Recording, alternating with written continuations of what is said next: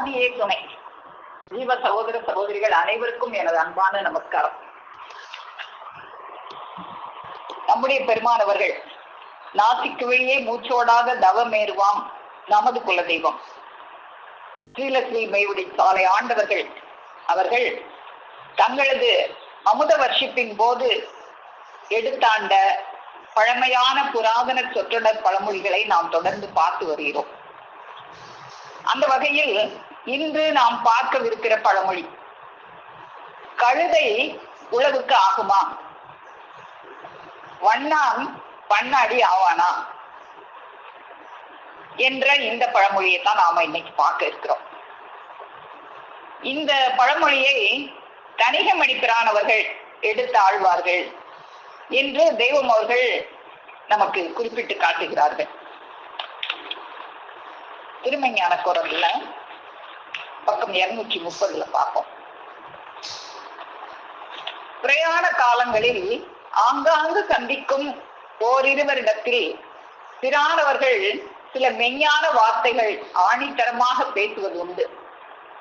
நம்முடைய தெய்வம் அவர்களும் பாட்டை பிரானவர்களும் அகில வலம் வர்ற அந்த காலத்துல பாட்டை பிரானவர்கள் அங்கங்க சந்திக்கிற மக்கள்கிட்டையும் தங்களுடைய அமுத வர்ஷிப்பை அவங்க பேசியிருக்கிறாங்க அப்படின்னு சொல்லி தெய்வம் அவர்கள் குறிப்பிட்டு காட்டுறாங்க. பின்காலங்களில் அவர்களின் சந்நிதி முன் கூட்டமாக கூடுகிறவர்களிடம் நாமும் பேசுவோம். அப்போ பாட்டை பிரானவர்களும் பேசியிருக்காங்க மக்கள்கிட்ட, தெய்வம் அவர்களும் அவங்க அமுத வர்ஷிப்ப அவங்க எடுத்துரை செய்திருக்காங்க.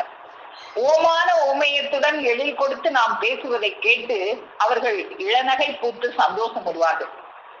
அப்போ தெய்வம் அவர்கள் ரொம்ப அழகா ஓமான ஓமையம் கொடுத்து, நமக்கு தெரியும் தெய்வம் அவங்க நமக்கு புரிய வைக்கிறதுக்காக இப்படியெல்லாம் சிரிப்பான கதைகள் எல்லாம் சொல்லி பழமொழி எல்லாம் சொல்லி அவங்க எவ்வளவு ஒரு அழகா ஒருத்தவங்களுக்கு புரியறதுக்காக எடுத்து பேசுவாங்க. அப்ப இருந்தே அவங்க அப்படிதான் பேசியிருக்காங்க.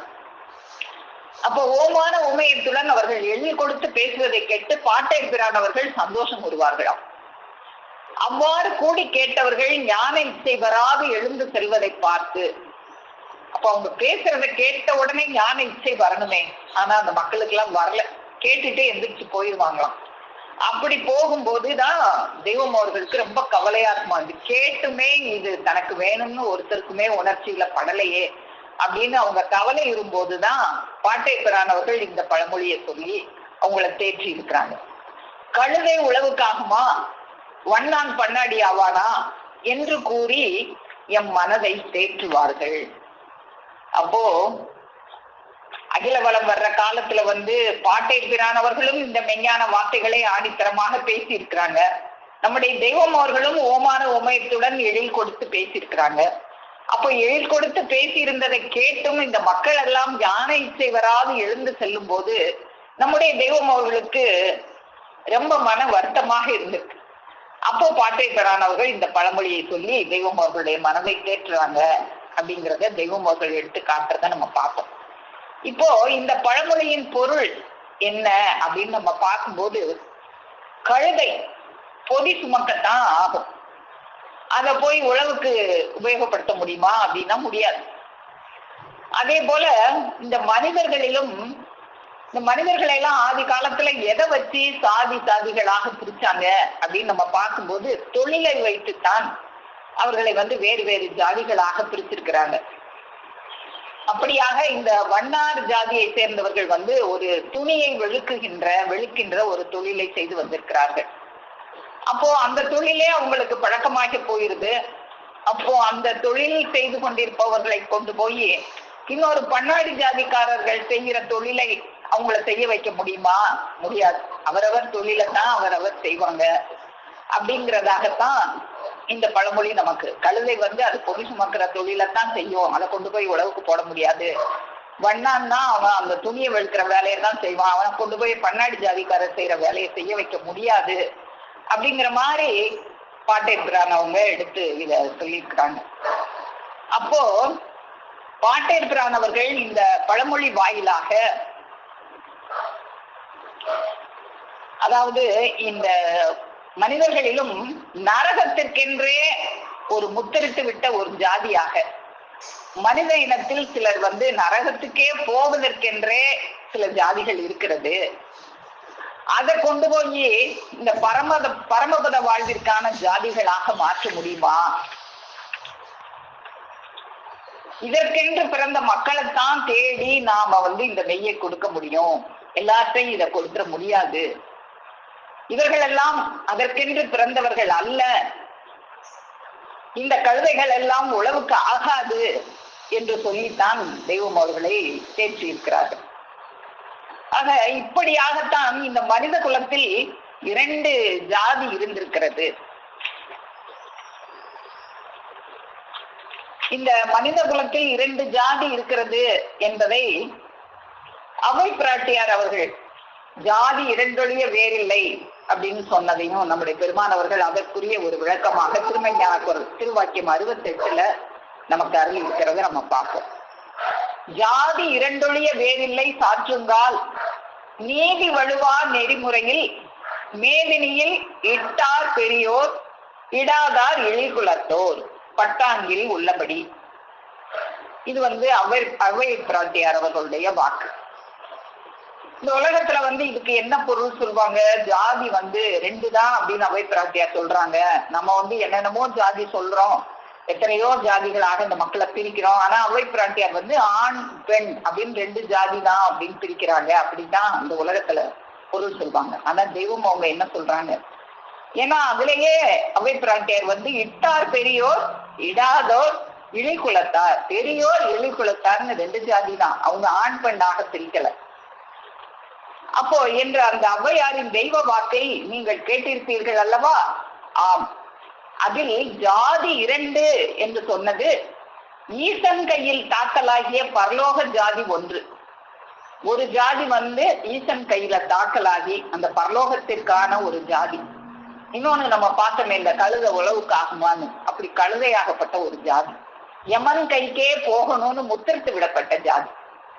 யமன் கைப்பட்டு பிணநாற்ற தீட்டுக்குரிய பால் நரக ஜாதி மற்றொன்று. அதுதான் நம்ம சாலையில கூட ஆலயத்துல யமன் கைவசப்பட்டு பிணநாற்ற தீட்டுக்குரிய நரர் நிலை நிற்பதில்லை இந்த சபையில அப்படின்னு போட்டிருப்பாங்க. அப்போ அவங்க வந்து அதுக்காகவே முத்திரித்து விடப்பட்டவங்க போல. ஆக ஜாதி 2 தான். நீதி வலுவா நெறிமுறையில் இட்டார் பெரியோர் என்றது நீதி எனும் பொருளான மனுக்குலத்தை இந்த நித்தியனும் நித்தியத்திற்கே படைத்துள்ளான். ஆகையால் அந்த நித்தியத்தை கைபோடும் நெறிமுறையில் தலையிட்டவர்களே பெரியோர்கள். நித்தியத்தை கைபோடணும் இச்சை யாருக்கெல்லாம் இருக்கோ அவங்க எல்லாம் பெரியோர்கள். அந்த இச்சை வந்து அந்த காரியத்தில் தலையிட்டவர்கள் எல்லோருமே பெரியோர்கள். அந்த காரியத்திலே தலையிடாதவர்கள், இந்த அழிவுலக காரியத்திலேயே ஈடுபட்டிருக்கிறவங்க, இடைவிடாது இந்த வர்ஷிப்பு மழை பொழிஞ்சா கூட அதை காதுல ஏத்தாதவங்க, வாயினில் நாயும் நாசியில் வண்டும் மது செடிதனில் விஷப்பாம்பும் வச்சு கொண்டவங்க, அவங்க எல்லாம் யாரு அப்படின்னா இழிகுலத்தோர். இதுவே பட்டாங்காகிய வேதத்தில் உள்ள தீர்ப்பு. அப்போ வேதத்திலையும் இந்த மாதிரி 2 ஜாதி இருக்கு அப்படின்னு சொல்லி தெய்வம் அவர்கள் அவை பிராட்டியார் அவங்களுடைய அந்த வாக்கை எடுத்து நமக்கு விளக்கி அருள்றாங்க. அப்போ ஜாதியில வந்து இந்த மனுஷ குலத்துல வந்து 2 ஜாதி தான். ஒண்ணு பரலோகத்துக்குரிய ஜாதி, இன்னொன்னு நரகத்துக்கே போறதுக்காக முத்திரித்து விடப்பட்ட ஒரு ஜாதி. இந்த நித்தியத்தை கைபோடுகிற நெறிமுறையில் தலையிட்டவர்கள் பெரியோர்கள், தலையிடாதவர்கள் இழிகுலத்தோர்கள். அப்போ பெருமானவர்கள் வந்து பாட்டை பிரானவர்களை பிரிந்து அவர்கள் தனித்து வந்து முதலாக அவர்கள் அந்த மதுரையில வந்து அந்த மகிழ மரத்தடி அதுல முதலாக அவங்க பிரசங்கம் செய்யற அந்த காலத்துல கூட அங்கேயும் இது மாதிரி அந்த உழவுக்கு ஆகாத கழுதைகளை தான் அவங்க சந்திச்சிருக்காங்க அப்படிங்கிறத நம்ம பாக்குறோம். இந்த நரக ஜாதி மக்களைத்தான் தெய்வம் அவர்கள் அவங்க முதலாக அந்த ஆரம்ப கால பிரச்சாரத்தில் சந்திச்சிருக்கிறாங்க அப்படிங்கிறத நம்ம மாநிலத்துல ஜீவசிம்மாசன பருவத்துல புதுமை பூத்தவர்களை போல தலையாட்டி கொண்டிருந்து நெடுநேரம் வரை இருந்து விட்டு சிலர் பேசாமல் எழுந்து போனவர்களும் நாயகம் அவர்கள் தனியே கிளம்பி வந்து முதலாக அந்த ஆரம்ப கால பிரசங்கம் செய்யற காலத்திலையும் அங்க கூடி கேட்டுக்கொண்டிருந்தவங்க எப்படி இருந்தாங்க? பேசும்போது ரொம்ப அப்படியே புதுமை பூத்த மாதிரி தலையை ஆட்டி கேட்டுட்டு சிலர் ஒண்ணுமே சொல்லாம எந்திரிச்சு போறது. என்ன உன் தலையை காப்பாத்துற செயல் எல்லாம் அங்க வாக்கியமா இறங்கி இருக்கு. அது கூட மண்டையில படாம ஏதோ இந்த உலக பேசுற மாதிரி ஏதோ ஒரு நல்லா பேச சிலர் இந்த நல்ல காலசேபம் என்று கூறி போனவர்களும் நல்ல காலசேபம் செய்யறார். இந்த உலகத்துல எத்தனையோ பேர் காலசேபம் செய்வாங்களே, அது போல இது ஒரு காலசேபம் அப்படின்னு சொல்லிட்டு போனவங்களும் புண்ணிய வசனம் இன்று காதில் கேட்டோம் என்று பேசிக்கொண்டு போன போல் ஒன்று வயோதிகர்களும் நல்ல புண்ணிய வசனம் பேசினாரு பெரியவர் அப்படின்னு போற கோல் ஒன்று வயோதிகர்கள். இவர் நல்லா பேசுகிறார் ஐயா, சாட்டை அடித்தது போல என்று கூறிக்கொண்டு போனவர்களும் நல்ல சாட்டை அடிச்ச மாதிரி பேசுறாரு ஐயா இவர் அப்படின்னு சொல்லிட்டு போயிடுறது. ஓம் மண்டைய ரட்சிக்கிறதுக்காகத்தானே அவங்க பேசுறாங்க. இப்படி சொல்றீங்களே, எனக்கு இது வேணுமேன்னு கேட்க வேண்டாமா? ஒரு மரத்து மேல ஏறினா தான் உனக்கு பழம் கிடைக்கும்னு அந்த மரக்கிளை வந்து உன்னை நோக்கி இறங்கி வந்து இந்த மரத்து மேல பழம் இருக்கு ஏறிக்கோ எடுத்துக்கோன்னா அந்த கொப்பை பிடிச்சிக்கிட்டு ஏற வேண்டியதானே? அப்படியா, அந்த பழத்தை எடுக்கணுமா, அதை எப்படி எடுக்கிறதுன்னு தெரியல, எடுக்கணும்னு நல்லா சொன்னீங்க, எங்க போய் தேடுறதுன்னு தான் தெரியல அப்படின்னு சொல்லிட்டு போற மாதிரி அப்படியே போயிடுறது. அந்த மரம் இறங்கி வந்து நிக்குது, என்னை பிடிச்சுக்கிட்டு ஏறு அப்படின்னு. அது கூட மண்டையில படாம போனவர்கள். இவ்வாறே பலரும் பலவாறாக பேசிக்கொண்டு எழுந்து போய்விட்டார்களே தவிர ஒருவருக்காவது உணர்ச்சியில் பட்டு இது தங்களுக்கு வேண்டும் என்று நினைவேறி நின்று கேட்காததோடின்றி ஒருத்தருக்காவது, அவ்வளவு பேர் கூடியிருந்தாங்களே, அதுல யாராவது ஒரு தலைக்காவது இது உணர்ச்சியில பட்டு நம்ம ஜீவனுக்குரிய வார்த்தைகள் எல்லாம் சொல்றாங்க, இது இவங்கிட்ட போனா நமக்கு கிடைக்கும் போலயே, இவங்க இந்த காரியத்தை வச்சிருப்பாங்க போலயே, அந்த செயலை வச்சிருக்கிறதுனாலதானே இப்படி பேசுறாங்க, உங்களை பின்தொடர்ந்து போனா அது நமக்கு கிடைக்குமே, அவங்கள பற்றி கொள்ளணும் அப்படிங்கிற ஒரு ஆசை ஒருத்தர் கூட வரல. இப்ப கூட இந்த மெய்யை பத்தி நாம வெளியே இருக்க மக்கள்கிட்ட எல்லாம் பேசணும். இந்த மெய் வேணுமே நமக்கு, இந்த பொய்யிலே இருக்கக்கூடாது. இந்த பொய்யெல்லாம் எதுக்காக ஏற்படுத்தி வச்சாங்க அப்படின்னா பின்னால நம்ம அந்த மெய்யை அடையணுங்கிறதுக்காக ஒரு மாடல் மாதிரி இந்த கோயில் எல்லாம் ஏற்படுத்தி வச்சாங்க. அந்த மெய்யான ஒரு ஆலயம் இருக்கு, அதை நீ தெரிஞ்சு கொள்ளணுமே அப்படின்னு நம்ம சொன்னோம்னா, இப்ப இவங்க சொல்றாங்களே இவங்களுக்கு தெரிஞ்சிருக்கும் போல, இவங்க போற வழியில போனா நம்மளும் அதை அடையலாம் போலங்கிற எண்ணமே வரமாட்டேங்குது. அப்படியா, எங்க போய் தேடுறதுன்னு தான் தெரியல. நீ சொல்றது நல்லா தான் இருக்கு, ஆனா எங்க போய் அப்படி ஒரு கோயில போய் தேடுறதுன்னு தான் தெரியல, சரி வாரேன் அப்படி சொல்லிட்டு போயிருக்கோம். அந்த மாதிரிதான் எழுந்து போய்விட்டார்களே தவிர ஒருத்தவங்க வந்து சொல்றாங்கன்னா இவங்க தெரிஞ்சுதானே வந்து சொல்றாங்க. இவங்களை பிடிச்சுக்கிட்டோம்னா நம்ம அதை பெறலாமே, நம்ம ஜீவனுக்கு நன்மை வேணுமேன்னு யாருக்குமே அது மண்டையில படுறதில்லை. இந்த உலக வாழ்வோடு அவ்வளவுதான் முடிஞ்சது. இந்த உலக வாழ்க்கை நல்லா இருக்கிறதுக்கு ஏதாவது வழி சொன்னா பரவாயில்ல. நீ 1 ரூபா கொடுத்தீங்கன்னா உன்னை வந்து 1 கோடி ரூபாய் பெற மாதிரி ஒரு வழி சொல்லித்தாரேன்னா வருவாங்க முன்னாடி.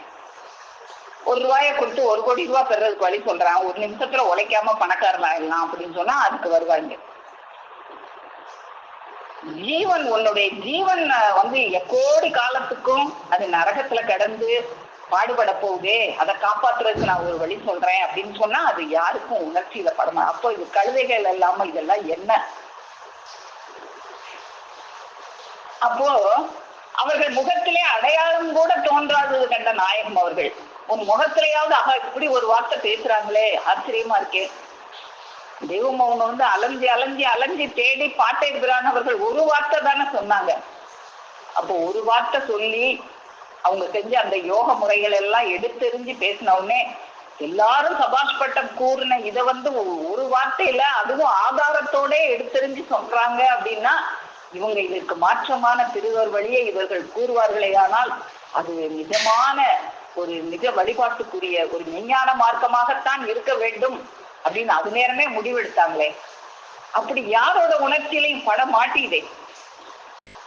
அப்போ இப்படியெல்லாம் அவர்கள் முகத்திலே அடையாளம் கூட தோன்றாதது கண்ட நாயகம் அவர்கள் ஏமாற்றமுற்றவர்களாய், ஏமாற்றம் தான் வருது. அவங்க என்ன நினைச்சிட்டு வந்தாங்க, நாம வந்து ஒரு நேரம் இந்த மெய்யை தேடி எப்படி அலைஞ்சோம், பாட்டை பிரான் அவர்களை சந்திச்ச உடனே இப்படியே அவர்களை அது நேரமே பற்றி கூடிக்கொண்டோமே, அது போல இங்க இருக்கிற மக்கள் எல்லாம் பக்தியோட தான் இருக்காங்க. எல்லாரும் பக்தி இல்லைன்னு சொல்ல முடியாது. பிள்ளை இல்லாதவர் பீச்சிலேயே முகந்தா போல இருக்கிறாங்க.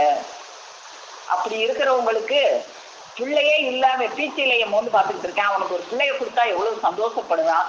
அது போல நம்ம போய் கொடுத்த உடனே இந்த மெய்யை அவளோட பற்ற கூட்டம் கூட்டமாக வருவார்கள்னு பேராசை கொண்டுதான் தெய்வம் அவர்கள் அந்த ஆரம்ப பிரச்சாரத்தை தொடங்குறாங்க. ஆனா வல்லையே, ஒருத்தர் மண்டையிலையும் படலே. அப்போ தங்கள் சோராத சித்தத்தினாலே, அப்போ தெய்வம் அவர்கள் எப்படிப்பட்ட சித்தம் உடையவர்கள்? பாட்டே இருக்கிறாங்க, அவங்க சொல்லிட்டாங்க, விட்டுருங்க, இது கழுத உழவுக்கு ஆகாது, வண்ணான் பண்ணாடி ஆக மாட்டான், இதுகெல்லாம் கழுவைக, இதுகளுக்கு மண்டையில ஏறாது, இதை விட்டுருவோம் அப்படின்னு. ஆனா தெய்வம் அவர்கள் அப்படி விடக்கூடியவங்க இல்லையே. அவங்க சோராத சித்தம் கொண்டவர்கள் ஆச்சே. இப்போ பாட்டை பிரான் அவர்களோட அகிலம் வர்ற காலத்துல அந்த அமுத வர்ஷிப்பை கேட்கும் போது அந்த ஞான இசை வராது எழுந்து போன மக்களை தான் பார்த்தாங்க. இப்போ அவங்க தனித்து முதல் முதலாக அந்த பிரசங்கம் செய்யற காலத்திலையும் இந்த மாதிரி நல்லா பேசுகிறாருமையா அப்படின்னு பட்டம் கொடுத்து போனவங்களையும், நம்ம ஜீவனுக்காகத்தானே பேசுகிறாங்கன்னு ஒருத்தருக்கு கூட உணர்ச்சியில் பட்டு இது தங்களுக்கு வேண்டும் என்று அந்த கேட்காததையும் கண்டு தெய்வம் அவர்கள் அதை கண்டு சோர்ந்து போகல. அவங்க ஏமாற்றம் தான் அடைகிறாங்களே தவிர அவங்க எப்படிப்பட்ட சித்தம் கொண்டவங்க அப்படின்னா சோராத சித்தம் கொண்டவர்கள். அந்த சோராத சித்தத்தினால இப்படி இருந்தாலும் இந்த கழுதைகளையும் விடக்கூடாது.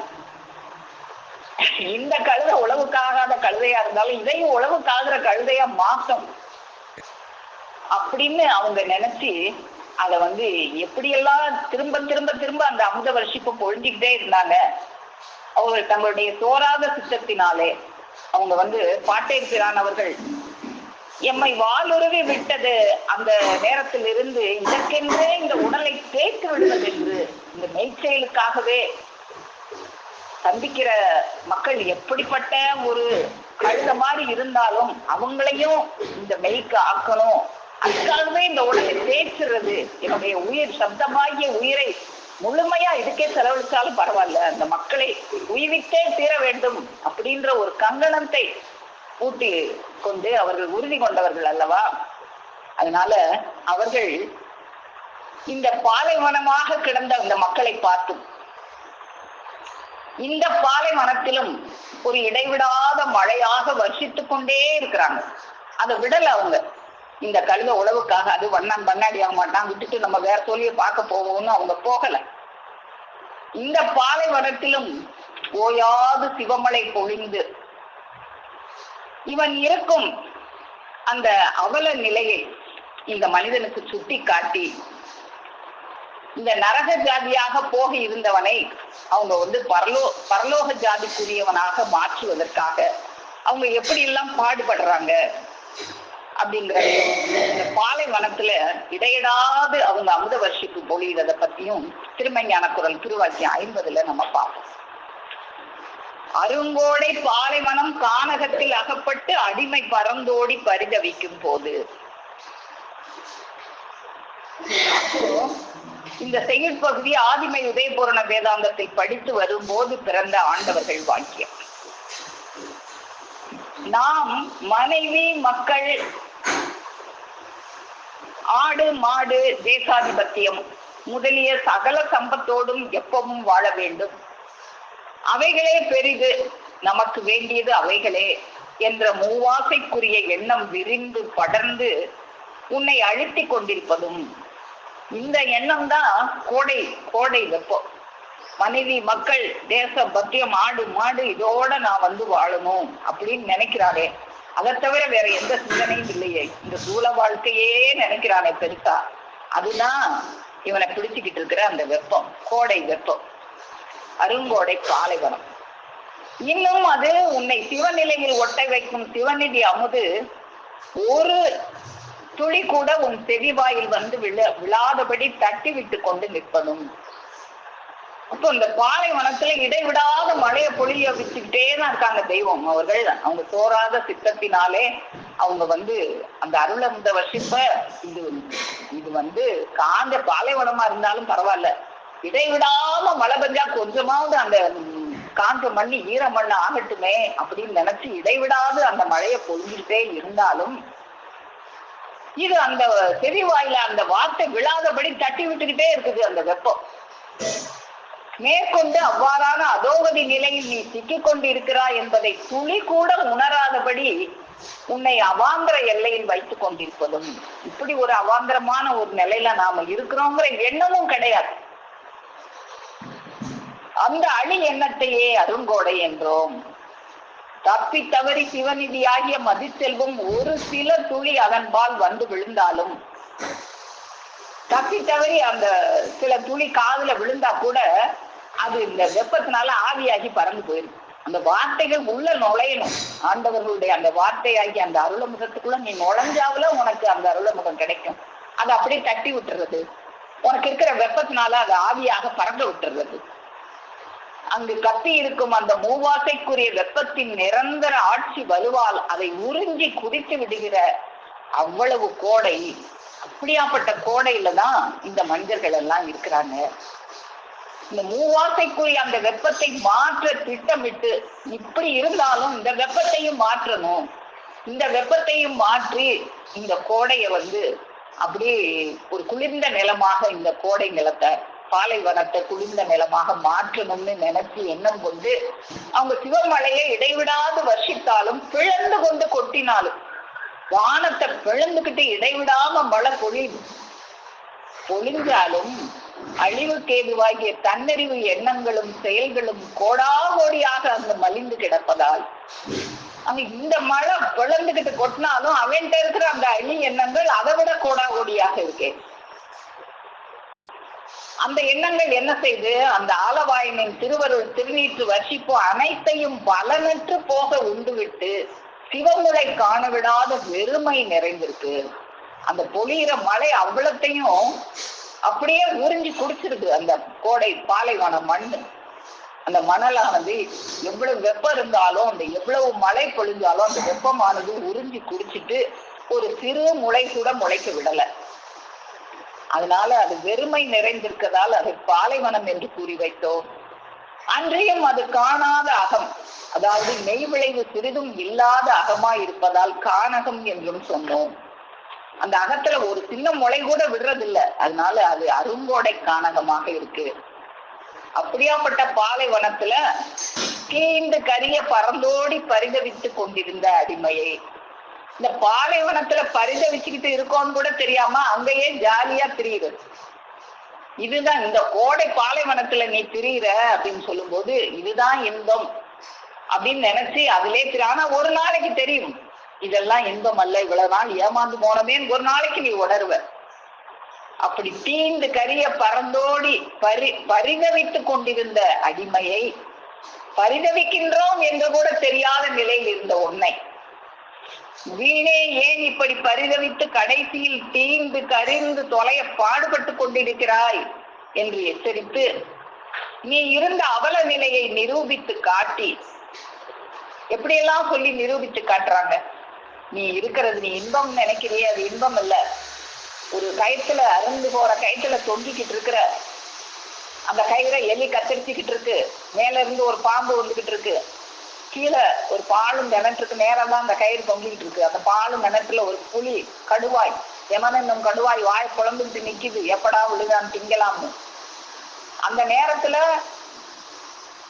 உன்னை ஒருத்தவங்க கைய நீட்டி பிடிச்சுக்கோ உன்னை காப்பாத்துறேன் அப்படின்னு சொல்லும் போது பிடிச்சுக்கிட்டு ஏற வேண்டியதுதானே, அதுதானே புத்திசாலித்தனம். அதை விட்டுட்டு இருங்க, அந்த மரத்துல இருந்து ஒரு தேன் கோட்டுல இருந்து தேன் சொட்டுது, அந்த தேனை நக்கிட்டு வரேன் அப்படின்னு சொல்லி அந்த எக்கி அந்த நாக்கை அந்த தேனை சப்பு கொட்டுகிறவனை போல இருக்கு இவனுடைய இன்பம். இன்னும் ஒருத்தவங்க ஒரு பெரிய நவரத்தின நிறைஞ்ச பெட்டியை கொண்டு ஒரு ராஜா வீட்டு வாசல்ல நின்று, இங்க வா உனக்கு பெரிய நவரத்தனங்களும் உனக்கு பொண்ணு ஆபரணங்களும் உனக்கு பரிசாக கொண்டு வந்திருக்கிறேன் வான்னு கூப்பிடும் போது, கொஞ்சம் இருங்க அந்த எருவாட்டியை தட்டி வெயில காய வச்சிருக்கேன், நல்ல வெயில் அடிக்குது, பரட்டி போட்டு வந்தா நல்லா காயும், பரட்டி போட்டு வரேன் அப்படின்னு சொல்ற மாதிரியும் இந்த மக்கள் இருக்காங்களே. அப்போ இத உலகுக்காகாத கழுதைன்னு சொல்லாம இதை என்ன சொல்றது? அப்போ இப்படியாப்பட்ட ஒரு அவல நிலையில் இருப்பதை அவர்கள் நிரூபித்து காட்டி மெய்யறிவு ஊட்டி தப்பித்துக் கொள்ள செய்தோம். இப்படியெல்லாம் இருந்தவர்களைத்தான் தெய்வம் அவர்கள் மெல்ல மெல்ல அந்த இடைவிடாது பொழந்துகிட்டு வானத்தை பொழந்துகிட்டு வருஷித்து அந்த மெய்யறிவை ஊட்டி நம்மளை எல்லாம் தப்பித்துக் கொள்ள செய்திருக்காங்க. இடைவிடாது சிவமழை பொழிந்தும் ஒன்றும் உழைக்காத பாலைவனம் கானகத்தில் அகப்பட்டு பரிதவித்துக் கொண்டிருந்தோம் என்பதை உணரும் சக்தி வந்தது எப்போ? பாலைவனத்துலதான் பரிதவிச்சுக்கிட்டு இருக்கோம்னு உணராத மக்களை முதல்ல உணர வைக்கணும். நீ பாலைவனத்துல இருக்க, நீ இன்பம் நினைக்கிறது இன்பம் இல்ல அப்படின்லாம் இவனை உணர வைக்கக்குள்ள தெய்வம் அவர்கள் அவங்களுடைய அந்த ஈரல்ல தமர் விழுந்துரும். ஒவ்வொருத்தரையும் வர வைக்கிறதுக்கு எத்தனை தமர் விழுந்தது அப்படின்னு சொல்லி அருள் செய்வான். அப்படியெல்லாம் தமர் விழும்படி அவங்க பேசி உனக்கு அதை உணர்ற சக்தியை வர வச்சு, அப்போ அது எப்போ அந்த சக்தி வந்தது அப்படின்னா அடிமை என்று ஆன பின் தான் அந்த சக்தி வந்தது. அப்போ இப்படி எல்லாம் ஒரு அருங்கோடை பாலைவனத்துல இருந்த நமக்கு தெய்வம் அவர்கள் எப்படி ஒரு குளிர் சோலையாக இருந்து நமக்கு அந்த பெரும் பாலைவனத்துல சுட்டிக்கிட்டு இருந்த நமக்கு ஒரு களைப்பெல்லாம் மாற்றுகிற ஒரு குளிர்ந்த ஒரு சோலையாக இருந்தாங்க அப்படின்னு அந்த பாடலை நம்ம பார்ப்போம். அருங்கோடை பாலைவனம் கானகத்தில் அகப்பட்டு அடிமை வரந்தோடி பரிதவிக்கும் போது மறுவனஞ்சூர் நதி அருகே மரகத மண்டபத்தின் நடு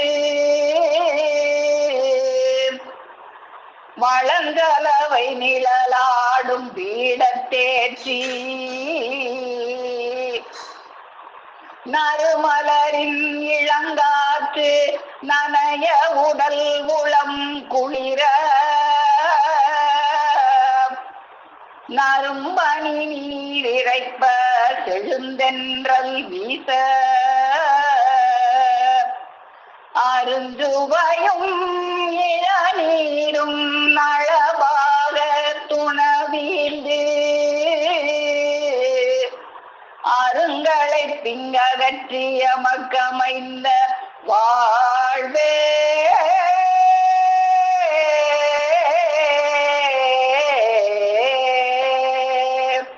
அப்ப எப்படியாப்பட்ட வாழ்வு நமக்கு அமைந்தது? அருங்கோடை பாலைவனத்துல பரிந்தோடி பரிதவிச்சுக்கிட்டு இருந்தோம் நம்ம எல்லாம். அப்படி இருந்தவங்களை அந்த நதி அருகே மரகத மண்டபத்தில் நம்மளை எல்லாம் வளஞ்சலவை நிழலாடும் பீடத்துல நம்மளை ஏற்றி நறுமலரின் இளங்காற்று நனைய உடல் உளம் குளிர நறுமணி நீர் இறைப்ப செழும் தென்றல் வீச அருஞ்சுவையான இளநீரும் நலபாகத்து உணவும் கொடுத்து நம்முடைய களைப்பை எல்லாம் மாற்றி வைத்தாங்களே. அப்போ இப்படியாப்பட்ட ஒரு கருணாமூர்த்தி அவர்கள் வந்துள்ள இந்த வசந்த காலத்துல காத்திருந்து அவர்களிடம் இந்த மெய்யை பெற்றுக்கொள்ளாத மக்கள் அப்புறம் என்ன சொல்றது? ஏனென்றால் அவர்கள் இதற்கு முன் வந்தவர்கள் எல்லாம் இந்த கழுதை உழவுக்கு ஆகாது அப்படின்னு ஆகாத கழுதையை தள்ளிவிட்டு போயிடுவாங்க. ஆனா தெய்வம் அவர்கள் தள்ளிவிட மாட்டாங்க. காலம் கடைநாள் ஆகின ஆலமணி நேரம் இது என்று கைக்கு அகப்பட்டதை எல்லாம், அது கழுதையாக இருந்தாலும் அது மீனாக இருந்தாலும் நண்டாக இருந்தாலும் தவளையாக இருந்தாலும் எதாக இருந்தாலும் வலை கொண்டு வீசி பிடிச்சு கையில் அகப்பட்டதை எல்லாம் வாரி எடுத்து சிறிது பெரிது என்று பாராமல் இந்த மெய்வெளி கூடையில் அள்ளி போடுகிறார்கள். அப்போ அப்படியாப்பட்ட ஒரு பெருமான் அவர்கள் நமக்கு கிடைச்ச அந்த காலத்துல அதை பயன்படுத்தி அதைத்தான் காத்து உள்ள போதே தூக்கிக்கொள் அப்படின்னு தெய்வம் அவர்கள் அருள் செய்யறாங்க. அதாவது இந்த அருங்கோடை பாலைவனத்துல பரிந்தோடி பரிதவிக்கிற மக்கள் வாழ் கருணை கொண்டு அவங்களுக்காக இறங்கி நம்மகிட்ட இருந்த அந்த பொய்யாகிய பதரையெல்லாம் நீக்கி மெய்யில் ஏறென்று ஏற்றும் ஒரு வசந்தமாக அவர்கள் கிடைச்சிருக்கிறாங்க. அந்த பழமொழி கோடாயுதப்பூர் திருவாக்கியமே 178 பார்ப்போம். காத்துள்ள போதே தூத்திக்கொள் என்ற பழமொழி உள்ள போதே காத்து தூத்திக்கொள் என்று இருக்க வேண்டும். அவங்க உள்ள போதே காத்திருந்து ஒன்றை மெய்யும் பொய்யும் கலந்துருக்கு. அந்த காத்து இருக்கும் போது நம்ம பார்த்திருக்கலாம், இந்த கிராமத்துல எல்லாம் அந்த நெல் விளைஞ்சதை எடுத்து வச்சு அந்த நெல்லுல இருக்க பதர்களை எல்லாம் அப்படியே ஒரு முரத்தை வச்சு இப்படியே பரத்தி அந்த அதுல இருக்க அந்த பதர்களை எல்லாம் பறந்து போக செய்வாங்க, தூக்கி விடுவாங்க. காத்து இருக்கும் போதுதான் அது அப்படியே கொட்டும் போது அந்த பதர்கள் எல்லாம் அப்படியே பறந்து போயிடும். அது போல இப்படியாப்பட்ட பெருமானவர்கள் கிடைச்சு உள்ள போதே காத்திருந்து உன்கிட்ட இருக்கிற அந்த பொய்யை தூத்தி கொள்ள வேண்டும், அதை பறக்க விட செய்ய வேண்டும். உள்ள போதே காத்து தூத்திக்கொள் என்று இருக்க வேண்டும். இந்த தேகம் என்னும் களத்தில் உள்ளம் என்னும் ஒரு குவியல் இருக்கிறது. அதில் பொய்யும் மெய்யும் கலந்து பின்னி கிடக்கிறது. அந்த பொய் மெய் கலந்து கிடக்கிற குவியல் நம் தூல சக்தி கொண்டு பிரிக்கப்படுவதா? இல்லை. ஆகவே இத்தூல சக்தியோடு தேவசக்தி ஆகிய ஜீவ வல்லபம் பெற்றுள்ள ஒருவர் வந்துள்ள போதே, அப்படியாப்பட்ட ஒரு பெருமானவர்கள் கிடைச்சுள்ள அந்த காலத்திலேயே காத்திருந்து அந்த குவியலை தூத்தி மெய்யை கொள்ள வேண்டும். அவர்கள்தான் பொய்யாகிய பதரை மெய்யாகிய நித்தியத்தினின்றும் நீக்கி பரிசுத்தத்தில் ஆக்குவார்கள். அப்போ இப்படியாக அருங்கோடை பாலைவனத்துல பறந்தோடி பரிதவித்து திரிகிற அந்த மக்கள் பால் கருணை கொண்டு இறங்கி வந்து நம்மிடமிருந்து அந்த பொய்யாகிய பதரை நீக்கி மெய்யில் ஏறென்று ஏற்றுகின்ற அந்த வேந்தன் கிடைத்த இந்த வசந்த காலத்தில் நாம் அதை பெற்றுக்கொள்ள வேண்டும் அல்லவா? அப்பையும் பெற்றுக்கொள்ளாமல் இந்த செவித்துளையை நரகத்துளையாக நரக செவித்துளையாக மாற்றிக்கொண்ட இறுதி காலத்தில் இருள் வழியில் தான் செல்லுவேன், இறுதி காலத்தில் இருள் வழி ஏகுவோர், அப்படியேதான் நான் இருப்பேன், இறுதி காலத்துல இருள் வழியில தான் நான் போவேன், அதுக்காகத்தான் என்னை முத்திரிச்சு விட்டுருக்காங்க அப்படின்னு உறுதி கொண்ட மக்கள், அவர்கள் அண்ணன் மாமன் இப்படியாக உறுதி கொண்ட மக்கள் நம்முடைய உறவினராக இருந்தாலும், இப்ப நம்மளையெல்லாம் தெய்வம் அவர்கள் அதுல இருந்து அந்த அருங்கோடை பாலைவனத்திலிருந்து ஒரு குளிர்ந்த அந்த வளஞ்சலவை நிழலாடும் பீடத்துல ஏற்றி வச்சுட்டாங்க. ஆனா அப்படி ஏற்ற வராத மக்கள், நான் இன்னும் அந்த அருங்கோடை பாலைவனத்துலதான் இருப்பேன், என் செவி நரக செவிதான், என் காதுல இந்த வார்த்தைகள்லாம் ஏறாது, நான் கழுதையாவே தான் இருப்பேன், என்னை உழவுக்காகிறவனா நீங்க மாற்ற முடியாது அப்படின்னு சொல்றவங்க, உன்னுடைய அண்ணன் மாமன் யாராக இருந்தாலும்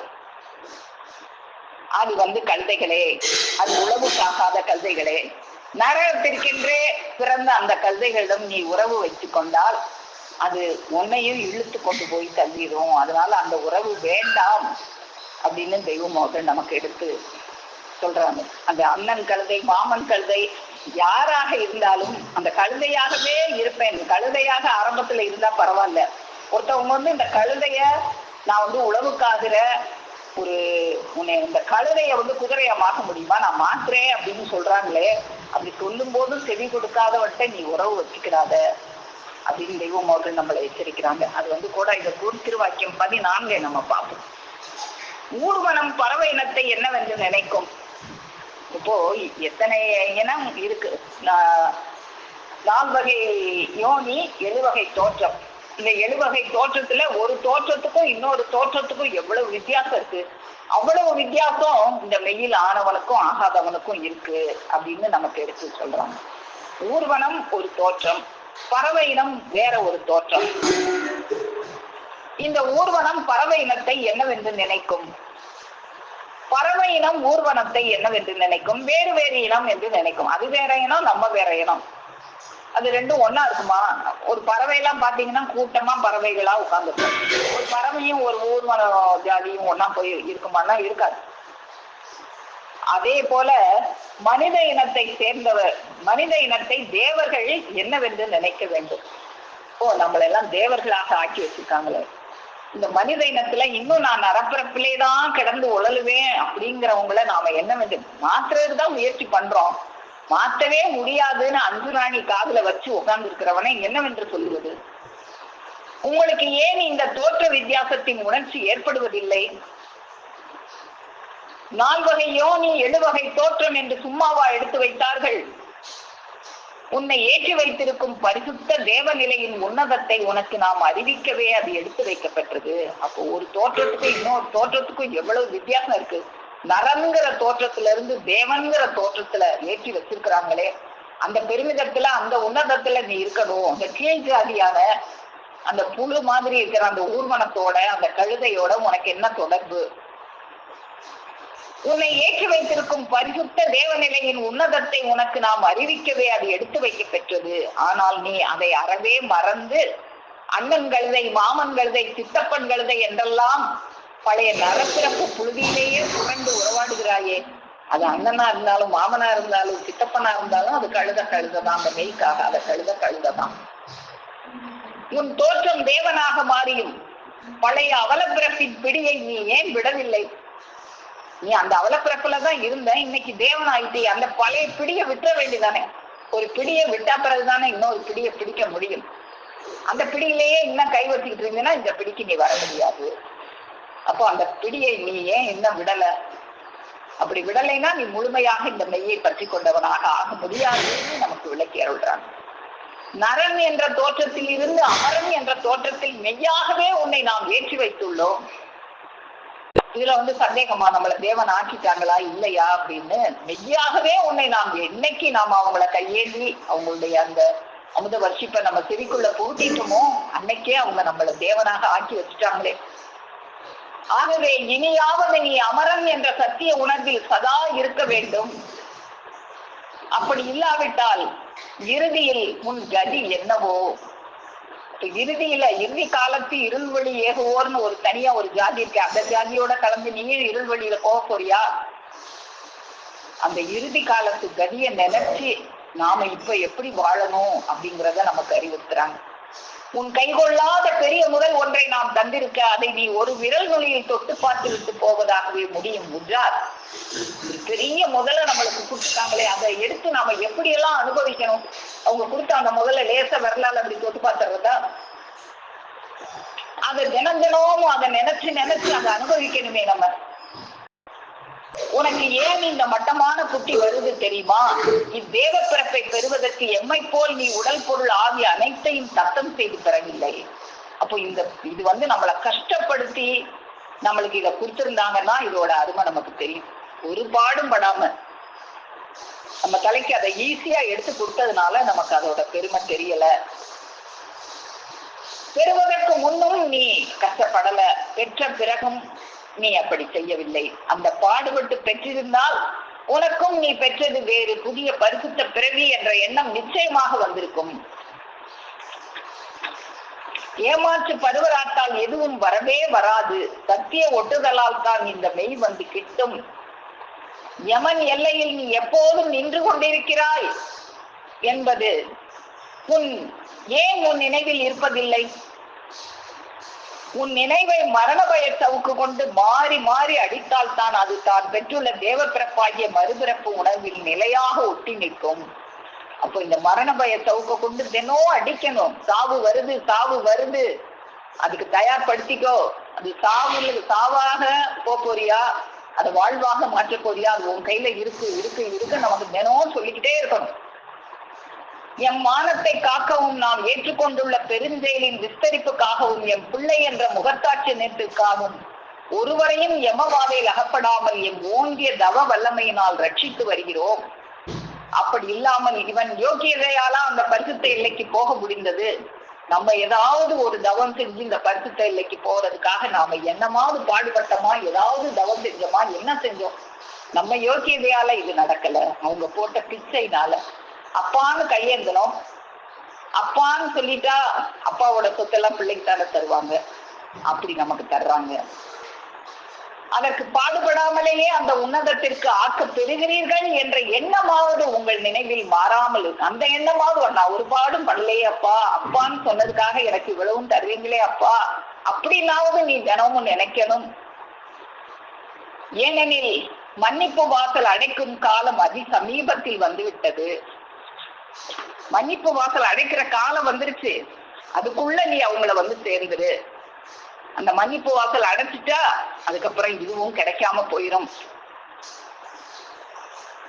அத்தருணத்தில் இருந்து எங்கும் கத்தி முனையில் நீதி தீர்ப்பு நடைபெறும் முஜார். அப்போ அதுக்குள்ள நம்ம அந்த பெருமானவர்கள் வந்திருக்கிற அந்த காலத்திலேயே அவர்களை சார்ந்து நாம இந்த நெய்யை பெற்றுக்கொண்டு இந்த மன்னிப்பு வாசல் அடைபடுறதுக்கு முன்னாலே நம்முடைய பலனை அடைய வேண்டும். இப்போ இந்த உலகத்துல எல்லாமே ரெண்டு ரெண்டா தான் இருக்கும்.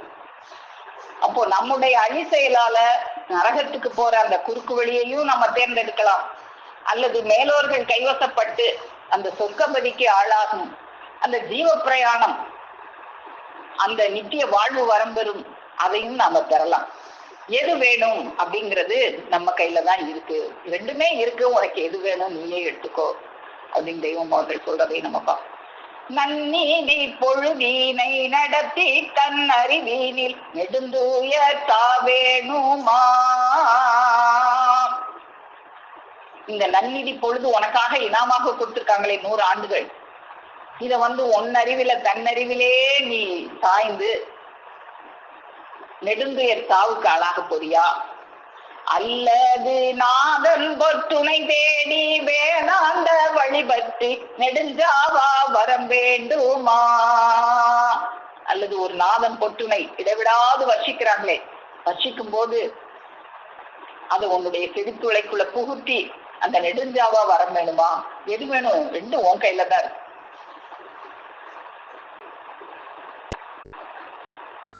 நீதிமான் போல் காட்டி நல நாளை வீணாக்கி நரகிற்கூடல் வேணுமா. அல்லது சேதி சீரறிந்துமே சென்ம சாபல்யன சொர்க்கத்திற்குடல் வேணுமா. அப்போ எது வேணும் உனக்கு? கழுதையாவே இருக்க போறியா, அல்லது ஜீவனுக்குரிய அந்த செவி உணவை உண்டு? அந்த செவி உணவுலையும் 2 வகை இருக்கிறது. யோக உணவும் இருக்கிறது, ஜீவனை நரகத்துக்கு தள்ளுகிற ஒரு நாச உணவும் இருக்கிறது. அதாவது நஞ்சையும் நம்ம வாயால தான் நம்ம சாப்பிடுறோம், அமுது கூட நம்ம வாயால தான் நம்ம சாப்பிடுறோம். அது போல இந்த ஜீவனுக்குரிய ஜீவ வாழ்வுக்கு வேண்டிய அந்த அமுதத்தை தரும் ஜீவேச பெருமானவர்களுடைய கையகத்தாகி எவர் உதவியும் எட்டி தீண்ட முடியாத தலமாக, கொடுமை தலமாக இருக்கும் அந்த யமனுடைய சந்திப்பு நேரத்தை அந்த கொடுந்தலமாகவே மாற்றி வச்சுக்க போறியா, அல்லது அந்த பெருமானவர்களது அவர்களுடைய கைவசத்தாகி ஸ்வர்ணபதிக்கு உன்னை புகுத்தாட்டி வைக்கின்ற அந்த கொடுந்தலத்தை திருத்தலமாக மாற்றி சாவை நித்திய பேரின்ப திருமணமாக மாற்றி கழுதையாகவே இல்லாம, அந்த உழவுக்கு ஆகாத கழுதையாக இல்லாம உழவுக்குரியவனாக ஆக போறியா அப்படின்னு நம்மளையெல்லாம் பாட்டெடுக்கிறான்னு அவங்க சொல்லிட்டாங்க, கழுத உழவுக்கு ஆகாது விட்டுருங்க அப்படின்னு. ஆனா தெய்வம் அவங்க அப்படியெல்லாம் நம்மளை விட மாட்டாங்க. கழுதையா இருந்தாலும் அந்த அருங்கோடை பாலைவனமாக இருந்தாலும் இடைவிடாது வர்ஷித்து நம்மளை அந்த சொர்க்கபதிக்கு ஆளாக வேண்டும் அப்படின்னு அந்த வர்ஷிப்பை கொடுத்துட்டே இருக்கும்போது அது வேண்டான்னு சொல்றதுக்கு நமக்கு என்ன பைத்தியமா பிடிச்சிருக்கு? கழுதையாக இருக்கலாம், ஆனா பைத்தியமா இருக்கக்கூடாது. பைத்தியம் தானே பைத்தியத்தை தெளிவிக்கிறதுக்கு மருந்து கொடுக்கும் போது வேண்டான்னு ஓடும். அப்போ பைத்தியமாக இல்லாம கழுதையாக இருந்தா கூட அந்த மருந்தை தினமும் சாப்பிட்டு அந்த உழவுக்கு ஆகக்கூடியவனாக நீ அந்த நரகபதிக்கு உரியவனாக இல்லாம அந்த சொர்க்கபதிக்கு உரியவனாக நம்மை ஆக்குவதற்காக நாளும் தங்களது திருக்கரங்களை நம்மை நோக்கி நீட்டி கொண்டிருக்கும் நமது பெருமானவர்களது அந்த திருக்கரங்களை பற்றி கொண்டு சொர்க்கபதிக்கு ஆளாவோம் என்று கூறி என்னுடைய முத்திப்பேருரை மேலும் மேலும் முழங்கும் என்று கூறி உங்கள் அனைவரிடமிருந்து விடைபெறுகிறேன். அனைவருக்கும் நமஸ்காரம்.